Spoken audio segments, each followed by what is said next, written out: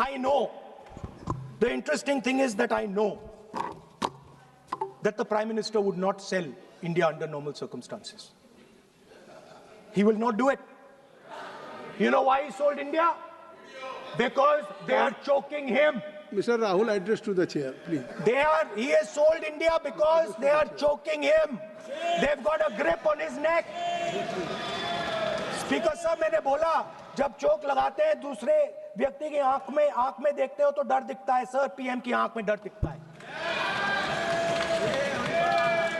दिख रहा है सर आंख में आंख नहीं मिला पाते हैं। जी ने कहा कि हमारा देश, भारत देश को आपने सेल कर दिया है।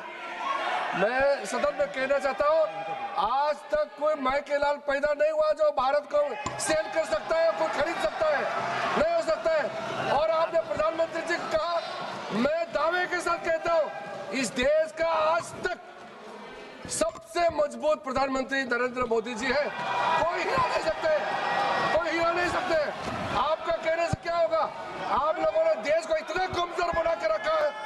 2014 तक हमारा देश को आप लोगों ने क्या हालत बनाया, और आज देश मजबूती से आगे बढ़ रहा है। आप लोग खुश नहीं है।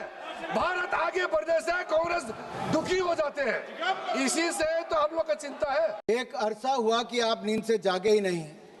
कितना बदल गया भारत, मगर आप माने ही नहीं। बात जमी की करते हो, मगर जमी पर उतरिए तो सही। तब के मजबूर भारत से अब के मजबूत भारत की तस्वीर देखिए तो सही। सर, ऐसा लग रहा था कोई दंगल में उतर आया है। सर, ग्रिप की बात कर रहे थे और अपनी कमजोरी दिखाकर चले गए। इन लोगों ने अपने समय अर्थव्यवस्था को इतना जकड़ा था भ्रष्टाचार के कारण कि दुनिया की लड़खड़ाती चरमराती अर्थव्यवस्थाओं में भारत को लाकर खड़ा कर दिया था।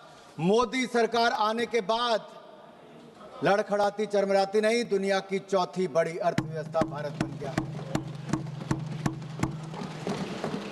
वो निर्मला जी की मुस्कुराहट की बात कर रहे थे। मोदी सरकार में एक के बाद एक ऐसा निर्णय हुआ है। आज महिला शक्ति को देखिए, देश की राष्ट्रपति भी महिला है और देश की वित्त मंत्री भी महिला है। 9 बार लगातार इतिहास रचने के लिए और देश को बजट देने के लिए मैं ऐतिहासिक बजट पर माननीय निर्मला सीतारमण जी को बहुत बहुत बधाई और साधुवाद देता हूं। केवल बजट ही नहीं दिया, 140 करोड़ भारतीयों को मुस्कुराने का आपने कारण दिया है।